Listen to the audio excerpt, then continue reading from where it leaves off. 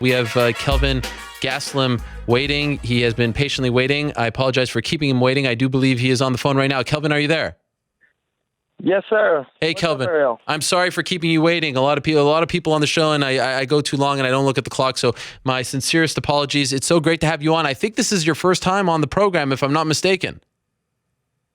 I think the first time since I won the Ultimate Fighter. I don't know if you remember that, but yeah. Yeah. Oh, that's right. We had you on right after. That's right. Boy, it has been a long time since then. A lot has happened to you. Been a while. Yeah, for sure. And you are on a roll, my friend. Congratulations on all your success. Congratulations on the win over Vitor Belfort. And then, you beat Vitor, and we'll get into everything. And then you ask for Anderson, and then you get him 2 days later. Were you surprised that the whole thing happened so quickly? What? Man, no, I did not expect it. I did not expect it at all to go this quickly, but I respected these results. I expected to win in a devastating fashion, and I expected a good opponent for my next fight. I think it's time for me to really jump ship to the elite. I'm ready, and I'm comfortable to be fighting there with the best guys. Are you surprised that he said yes to the fight? Yes. I thought it was going to be a problem. I didn't think he was going to sign it. Next thing I know, he's posting this video of him signing it and waving his head like a weirdo. But all respects to him, man. I didn't think he was actually going to go on and take the fight, and I'm just very thankful for the opportunity to be able to fight him. I mean, he's the greatest of all time, and he deserves all the respect in the world. And that's but once that cage closes, I expect the same results I had with Vitor as well. And so to fight him in Rio is something that a lot of people don't want to fight the Brazilians in Brazil. You've now had success doing so, coming off the Vitor fight. Why does that interest you? Why do you like that scenario of fighting a Brazilian legend, or idol as they call them, in their backyard? Yeah, you know what? I'm an idiot. I don't know why. I'm just a knucklehead. But I like the whole experience. Brazil was very good to me. The fans are amazing, and the whole Brazil experience was amazing. I've been learning Portuguese and trying to, I've been invited into their culture. Adopted kind of. So it's pretty cool. I went to Rio de Janeiro. I went up to the favelas and kind of hung out with all of the crazy guys that hang out in the favelas, and they kind of just brought me in and introduced me to their side, to the real Rio, and it was crazy, man. The Brazilians had a crazy reception for me, and it was amazing. It was amazing. Felt the love of the people. They're very passionate people. It was cool. Were you ever worried in the favelas?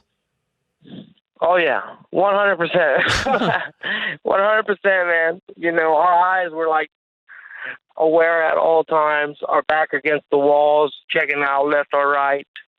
For sure, it was sketchy. Anything happen? Anything hairy happen? No, man. That's what was crazy. Everything went well.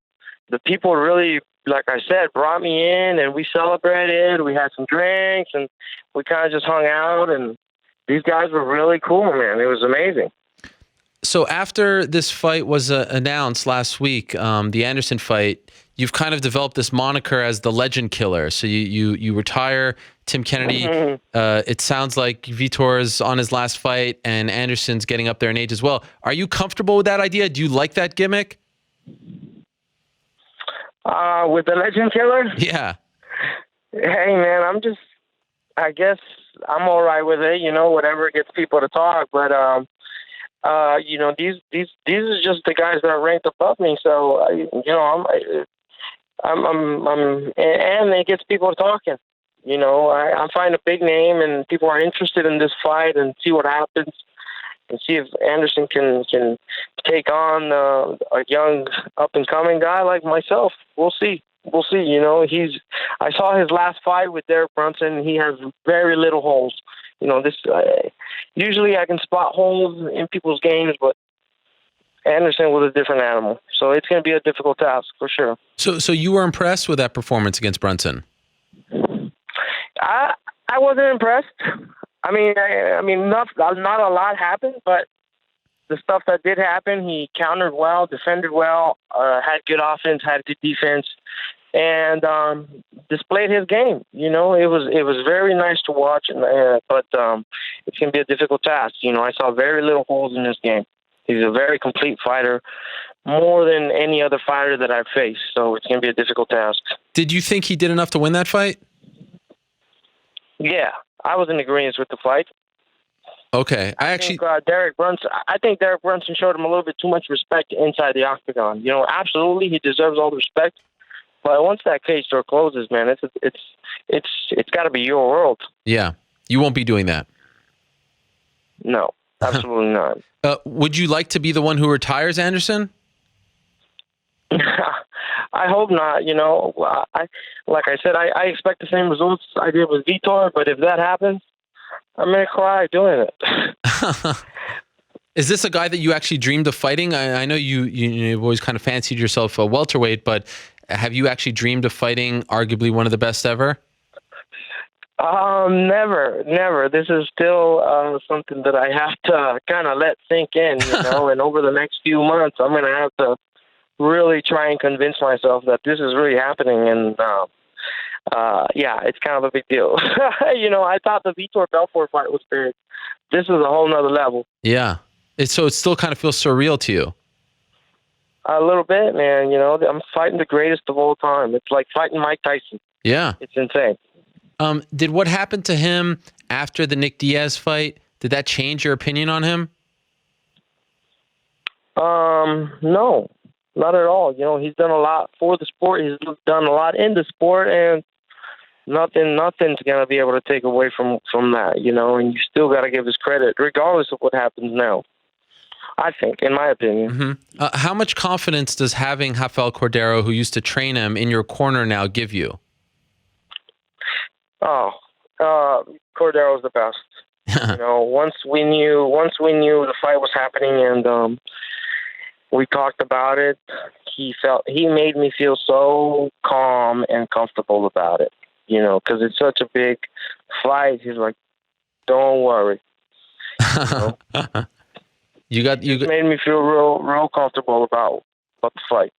Did you talk to him before you called him out? You said you wanted to fight him in the cage. Did you get his thoughts on the idea beforehand?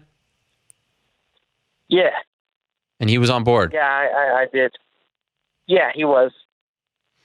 He has no problem. You know, we're all professionals, and, you know, this is a professional sport, and, you know, these are the things that happen. Right. I thought that it seemed like you were giving a nod to your old friend Chael Sonnen, coach on The Ultimate Fighter, when you said, you know, a friend of yours was starting a legend ass whipping tour and you wanted to kind of finish it. What was that true? Were you talking about Chael? Yeah, for sure. 100%. You know, this is a guy that whose career goes almost parallel with Chael Sonnen, so I had to name drop a little bit. And so I floated the idea. I think it would be fantastic if Chael corners you in Rio just to kind of make the fight feel bigger, considering the history with Anderson. Is that on the table at all here? No. No? But that's not a bad idea. That would be a great storybook ending. Could you imagine him walking out with you? I mean, that place, I know you don't necessarily like to get booed. Amazing. It would be incredible. Oh, man, they'd really chop our heads off. So no chance. I don't think so, no. But I like the idea, but no chance. Okay, fair enough. And so now that we're fully invested at 185, do you still think about 170, or are you content with the idea of staying at 185 for now? No, I'm thinking about getting the 170 belt. You still are. But go ahead. But you know, I'm thinking about getting the 170 belt. But if I have to get the 185 belt before, so be it. You know, I still believe I can beat Woodley. I believe I can beat Bisping. But if I have to win the 185 belt, get the 170 belt, and so be it. Which one do you think you get to quicker, 185 belt or 170 belt? I have no idea. We'll see after this fight. Okay. I would imagine probably 185, right? Yeah, I don't know. How much more do you? I don't know, because I want to see. Hopefully I'll be in a position when I win this fight. I'll be in a position where I can lay out a few options and see what they are and go from there. Have you already thought about like what the perfect path would be for you? Yeah, the next step would be a title shot at 85. Right. But realistically, that might not happen. But I think at 170s it could happen. Are you worried about the logjam at 185 with Romero having to wait a little longer now because of the return of GSP? I just don't think it was fair. A lot of people said I ripped GSP apart. I didn't. I love GSP, man. This is the guy that inspired me to fight. While Anderson was getting all the credit as greatest of all time, I was saying GSP was the greatest of all time. Uh-huh. And he's my favorite fighter, and he inspired me. So, with that being said, I don't agree with them skipping him ahead in line of Romero when he clearly deserves it. Yeah.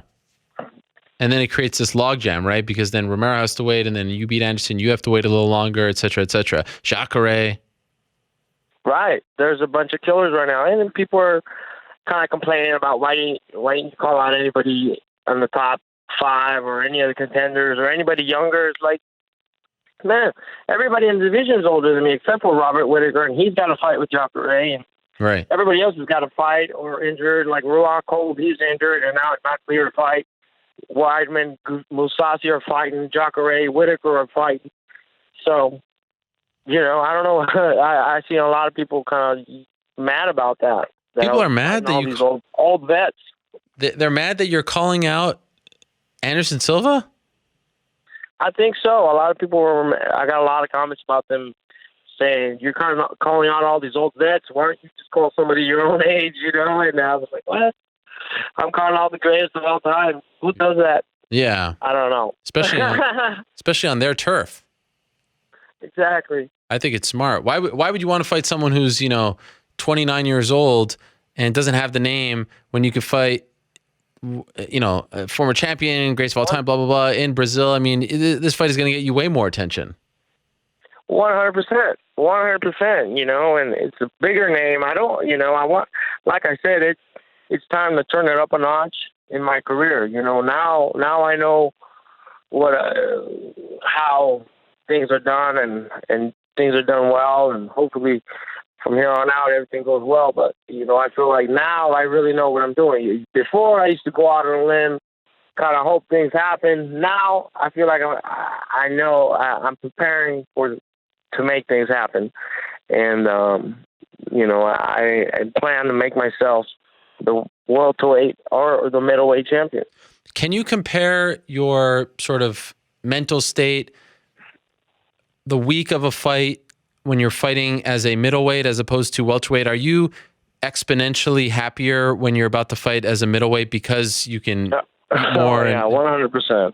So why do you want to bring that grief? 100%, man, because I was walking on weight the whole week, and my coach was actually telling me to eat more.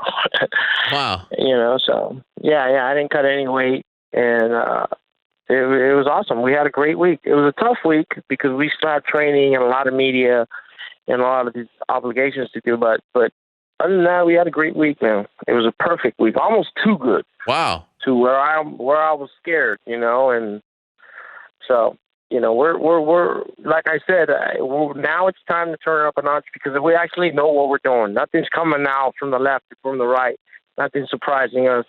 We know what's going to happen. We expect things to happen. So we're at a whole different kind of, I think we're running at a whole different level now. So it's time to turn it up a notch in my career, I feel. And would you say that was kind of your best fight week thus far in the UFC? 100%. 100%. Like I said before, all these experiences, the good ones, the bad ones. Yeah. We've put them all together. That was my 11th fight in the UFC. We put all those experiences together and finally created some sort of formula that works. And you guys have seen it in my last few fights. Obviously I had that weight issue, but that's also part of the growing the growing system or whatever you want to call it. It's just me growing, and it makes me grow. It makes me learn, and it made me a better person. It made me a better fighter. It made me a better athlete. So, whether I'm up or down, it doesn't matter, man. I'm coming for that belt, and I'm excited for the future. I'm still growing. I'm still learning every day. So I'm excited because I'm able to grow through these growing pains, even if everybody sees it. It's more public than many other people, but I'm excited. I'm excited for the future because this is only the beginning. Do you feel like one of the reasons why you have had such success at 185 is because it feels to me like you're a lot quicker than a lot of these middleweights, that your experience as a welterweight, and maybe because you're a little smaller than them, you're not cutting as much weight. You just feel a lot quicker when you're in there against them. Do you feel the same way? Yeah, I definitely feel like whether I'm at welterweight or middleweight, I feel like I have a pretty decent speed myself. A lot of these guys are very fast, but I like to think of myself as one of those guys that have speed. And so you're so happy. It seems like everything's clicking for you. And I apologize for harping on this. Why do you even want to go back to 170? Things are going great. Why do you even think about it? Do you feel like you have unfinished business there? I just know that I can make it. Uh-huh. I've just had to figure out a healthy way to make it. Okay. Instead of cutting it all, I've had to figure out how my body works and how to properly do it. And it's taken me a while, for sure. Have you exceeded your own expectations as far as your UFC career is concerned? No. No. 100%. These are the kind of the things that I've been dreaming of since I was 17, 18 years old, man. So in my head, I expect these things to happen. They're a lot of work. I have a lot of work that I do, but I like to rise up to the occasion and work. You know what I mean? This is every time I fight, I grow as a person and as a fighter. And sometimes I win, sometimes I lose. It feels like, at least to me, like all the ups and downs, and in particular the downs, have actually, and this is the way you view them, made you into a better person, a better fighter. Like you've now reached the point where you're able to draw positivity from these down moments. Are you able to have that perspective now? Yeah, 100%. You know what I mean? And like that saying goes, when life brings you down, you gotta get right back up, man. So that's what's happened. I'm not gonna let a million people try and bring me down, because that's what happens. Yeah. A lot when you're down, people like to kick you than when you're down, and when you're up, everybody likes to win with you. So it's just about a balance, and it's just about believing in yourself, believing in I believe in a higher power and God, and I believe in myself. It's just about that, man, and working towards your goals. It's funny because I don't know if you know, there's a movie called Sliding Doors where, they kind of look at the life of a person, if they made the subway or if they missed it, and how life can go in separate directions just by, a few things here or there. And it feels like that crossroad for you was MSG. You could have went one way and let that get you down and kind of take you down a different path, but you took that negative and turned it into this amazing run now where you're 2-0 and completely dominating these guys. It really feels like that was the crossroads of your career. Do you agree with that? Yeah, 100%. I agree with that. And that's just the kind of person I am. I'm not gonna let life defeat me or anything like that. I believe I come from a strong family and strong family roots, and I try and keep my head on straight. So that's what's helped me out as well. Last thing for you, Kelvin, would it be a safe bet in your estimation to say that this time next year Kelvin Gastelum is a UFC champion? Do you think that happens? By the end of this year, for sure. I'm going to see if we can make it happen. End of this year? Yeah, why not? Why not? Throw it out there. You know what I mean? I want to fight in June. Hopefully fight for the title in December. Wow. We'll see. All right. I love it. Well, it's been inspiring to watch. It's really been amazing to see how you've turned it all around and how good you're doing at 185.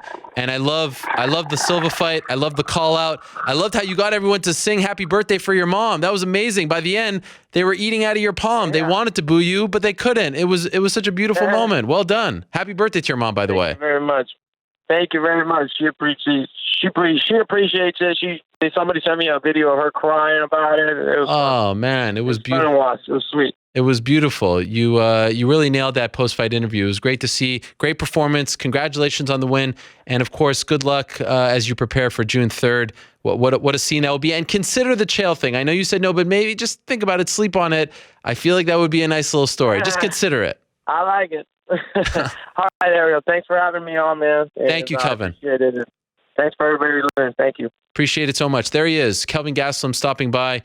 Great stuff for him. And what an opportunity on June 3rd in Rio. He calls out Anderson Silva. He wins the sweepstakes. Rashad wanted him. Yoel wanted him.